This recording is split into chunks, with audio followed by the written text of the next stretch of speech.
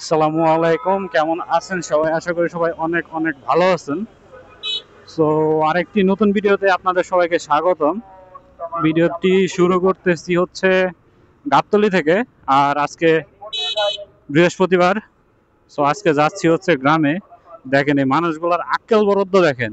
দেখতেছে একটা গাড়ি আসতেছে, তারপরে এরা যাইতেই থাকবে যাইতেই থাকবে, মানে দাঁড়ানোর কোনো ইচ্ছা এদের নাই। এই যে আরেকজনে গাড়ি ঘোরাইতেছে, ডান দিকে তাকাইবই না, ওইদিকে তাকাইলে মনে হয় আর যে কি ক্ষতি হইব। যাই হোক, যাচ্ছি আজকে গ্রামের বাড়িতে। আর ভিডিওটা শুরু করলাম গাবতলী থেকে। তো যাইতে যাইতে আপনাদের সাথে কথা হবে। বাহ, কি সুন্দর মামলা ধরাই দিতেছে। 100% শিওর পিছনের জনের মাথায় হেলমেট নাই। হেলমেট থাকলে হয়তো মামলাটা দিত না। আমারে ওই দিন থামাইছিল 2-4 দিন আগে। তো আগামী রবিবার তো সরকারি বন্ধ, যে কারণে রাস্তাঘাটে মোটামুটি জ্যাম ভালোই ছিল। আমি আমার বাসার থেকে গাবতলীতে দূরত্ব, আমার বাসা থেকে গাবতলীর দূরত্ব হচ্ছে টোটাল 2 কিলো হবে ম্যাক্স। সেই জায়গাতে আমি আস্তে আস্তে আমার মোটামুটি 40-45 মিনিট টাইম লাগছে। এই যে আবার আরেকজন আইতেছে উল্টা। ভাই, রাস্তাঘাট কি পরিমাণ যে বিপজ্জনক, এটা মানে বলার মতো নাই। আরেকজনে রানিং এ একদম দাঁড় করায় যাত্রী তুলতেছে, এই অবস্থা। ওয়াও, জাস্ট ভিউটা দেখেন, জোস জোস, সেই পুরা আকাশটা মেঘ জমে রয়েছে একদম মানচিত্রের মতো। তার পেছনে হচ্ছে সূর্য, একদম মানে অসাধারণ। হোয়াট এ ভিউ, দেখতেই ভালো লাগে, পুরাই অসাধারণ। ও, দারুণ।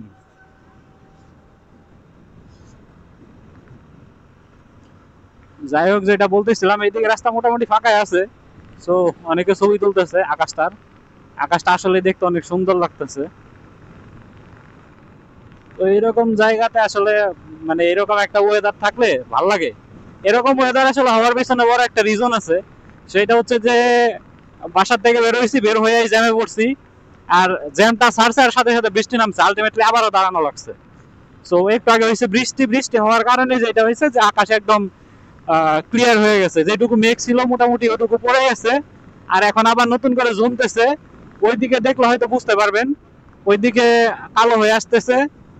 আর এইদিকে মোটামুটি ক্লিয়ার আছে মিডলটাতে। এই জায়গাটাতে হালকা একটু আবার মেঘ আছে। এটা ব্যাপার না, এটা আসবে না, এটা বাতাসে উড়ে যাবে, ওইটা সমস্যা হবে না। কিন্তু এখন যে ওয়েদারটা আছে এটা আসলে সুন্দর, মানে খুব সুন্দর লাগতেছে ওয়েদারটা। আর এখন টাইম মোটামুটি কত বাজে?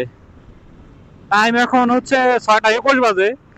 সো সন্ধ্যার আগের যে অবস্থাটা সেটা। সো গত ভিডিওতে আমি বলেছিলাম যে সন্ধ্যার আগে যেই ইয়াটা থাকে এটা আসলে সুন্দর থাকে। দেখেন এখানে নদী আছে, এখানে ছোট্ট একটা ব্রিজ আছে, এই পাশে একটা নদী সুন্দর। আর এখানে পাশে আমাদের আমাদের শ্রেষ্ঠ বাঙালির যত সব বজ্র টজ্র ফালানো হয়েছে রাস্তার পাশে।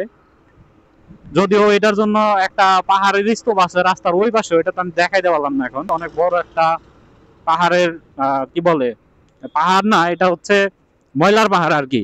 ওয়ান কাইন্ড অফ সাজেকের ভিউ পাবেন সকালবেলা আসলে। কি এক অবস্থা! এইদিকে তেল টেল বইরা কি হয়ে গেছে, মনে হয় তেল শেষ হয়ে গেছে অথবা তেল পড়ে যাইতেছে, দুইটার যে কোনো একটা হবে। যান ভাই যান, আপনাকে লাইগা রাস্তার নিচ দিয়ে যাওয়া লাগবে। সোনারা আসতেছে রাস্তার নিচ দিয়ে, বাহ, ভালোই ভালোই। যাই হোক, আজকে আমি আসলে কথা বলতে চাইছি ভিডিওতে হচ্ছে টেসলাদের নিয়ে।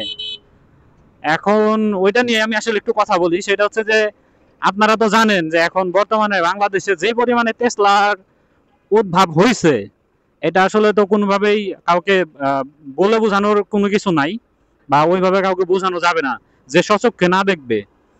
তো এই টেসলা আলটিমেটলি, টেসলায় যেটা হয় যে ওরা রাস্তার ইয়া দেখবে না, মানে সোজা বা উল্টা এরকম কোনো দেখবে না। ওর মনে হয়েছে যে ও যাবে এদিক দিয়ে, মানে ও যাবে। আর যদি ওর মনে হয় যে না, ও রানিং রাস্তায় যাচ্ছে, এদিকে সামনে জ্যাম বা কোনো কিছু, তাহলে ও ওই দিক থেকে ওর ঘোরা লাগবে। তো ও জায়গার মধ্যে এখানে ঘোরাই দেবে, ও ব্যাকে কোনো গাড়ি দেখবে না, কোনো সিগন্যাল দেবে না, কোনো কিছুই না। ও জায়গার মধ্যে ওইটা ঘুরাই দিবে। আর এরা এত বিপজ্জনক, আইসা আপনারা মাইরা দিবে, মাইরা দিয়া তারপরে বলবে যে আপনি দেখে কেন আসেন নাই, আপনি হর্ন কেন দেন নাই, আপনি ব্রেক কেন ধরলেন না। আপনাদের আমি একটা সিম্পল জিনিস বলি, সেই দিন হচ্ছে আমি বাসার থেকে যখন বের হয়েছি অফিসের উদ্দেশ্যে, জাস্ট বাসার গেট থেকে বের হয়ে নামছি রাস্তায়। তো রাস্তায় নামার সাথে সাথেই উল্টা দিক থেকে একটা অটোরিকশা এসে আমার বাইকে দিছে মাইরা। তো বাইকে মাইরা দেওয়ার পর আলটিমেটলি আমি বাইক সহ পড়ে গেছি। আর ওর যে রিক্সার যে ইয়াটা সামনের যে পাটা রাখে ওইখানে, ওইটা এসে আমার বাইকের মার্গাটের মধ্যে লাগছে। তো মার্গাটটা ওইখানে হচ্ছে নিচু হয়ে গেছে, মানে চ্যাপটা হয়ে গেছে আর কি, ভাঙ্গে নাই বাট চ্যাপটা হয়ে গেছে। যদি ওইটা হিট দিয়ে উঠানো যাবে ওইটা সমস্যা না, কিন্তু আমার কথা হচ্ছে ও উল্টা পাশ থেকে আইসা আমাকে মাইরা দিছে। মাইরা দেওয়ার পর আমাকে বলতেছে আপনি দেখে কেন নামলেন না এবং আপনি হলো ব্রেক কেন ধরলেন না। এখন আমার কথা হচ্ছে ভাই, আমি যদি আমার বাসার থেকে বের হই বা আমি যেখান থেকে নামি না কেন, আমি যখন রোড এন্ট্রি নিব আলটিমেটলি আমার ডান পাশ থেকে গাড়ি আসার কথা, আমি ডান পাশে দেখে তারপরে তো এন্ট্রি নিব। তো আমি ডান পাশে দেখে এন্ট্রি নিছি, ওই গাড়িটা মানে ওই রিক্সাটা আমার বাম দিক থেকে আইসা আমার মাইরা দিছে, মানে ও উল্টা রোডে যাইতেছিল। তো মাইরা যখন আমার সাথে থাপড় নিতেছিল, পরে আমি ওর থাপড় শুনলাম কিছুক্ষণ, শোনার পরে আমি হচ্ছে ওরে উল্টা ঝাড়ি দিলাম। উল্টা ঝাড়ি দেওয়ার যখন দিছি তখন বলতেছে যে বাবা ভুল হয়ে গেছে, একটু মুরুটি টাইপের ছিল। তখন বলতেছে বাবা ভুল হয়ে গেছে, যা হওয়ার হয়েছে মাফ করে দেন, মাফ করে দেন।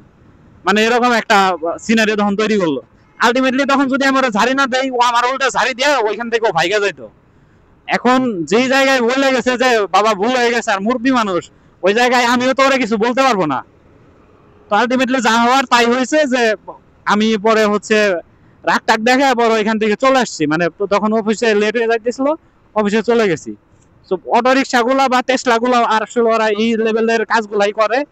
তো যারা বিশেষ করে ঢাকা শহরে চলাফেরা করেন, গ্রামের দিকে তো বলবো না, ঢাকা শহর বা জেলা শহর যেগুলো আছে, জেলা শহর অত বেশি ঝামেলা হয় না, বাট ঢাকা শহরে যেটা হয় এখন, আপনি শুধু হচ্ছে যেটা একদম মেন রুট ঢাকা শহরের, ওই মেন রুটটা ছাড়া সব রুটে অটো রিক্সা, তারপরে হচ্ছে টেসলা রিক্সা, তারপরে হচ্ছে ইজি বাইক বলেন, সব পাবেন, সব এভরিথিং। মানে আপনি শুধু ওই মেন রুটটা বাদে একটু সাইড রোডে ঢুকলে, ইভেন আপনি এরকমও হয় যে রাত্রে 8টার পরে আপনি মেন রুটেও আপনার হচ্ছে টেসলা বলেন, অটো রিক্সা বলেন, এগুলা চলতেছে। আবার ওইদিকে হচ্ছে একটু ভিতরের দিকে যদি যান, যে রেসিডেন্সিয়াল এরিয়ার ভিতরে, ওইদিকে তো সব। এখন পায়ের রিক্সা আপনি যদি দেখেন তাহলে ওইটা আপনি হচ্ছে ভাগ্যবান, এরকম ব্যাপারটা ধরা হয়। পায়ের রিক্সা দেখা যায় না, পায়ের রিক্সা শুধুমাত্র মনে হয় যেগুলো হচ্ছে ডিওএইচএস বা রেসিডেন্সিয়াল এরিয়া আছে সেগুলাতে আপনি পাবেন, যেমন বসুন্ধরাতে, প্লাস ওইদিকে বাড়িধারাতে, তারপরে হচ্ছে আপনার মহাখালী ডিওএইচএস, এই টাইপের যেগুলো আছে, এই ধরনের রেসিডেন্সিয়ালের যেগুলো আছে এইগুলোর ভিতরে আপনি পায়ের রিক্সা পাবেন। তাছাড়া সব হচ্ছে আপনার অটো রিক্সা। আর এই যে রুট দেখতেছেন, এটা হলো হাইওয়ে, ঢাকা উত্তরবঙ্গ, মানে উত্তরবঙ্গ টু ঢাকা হচ্ছে হাইওয়ে এটা।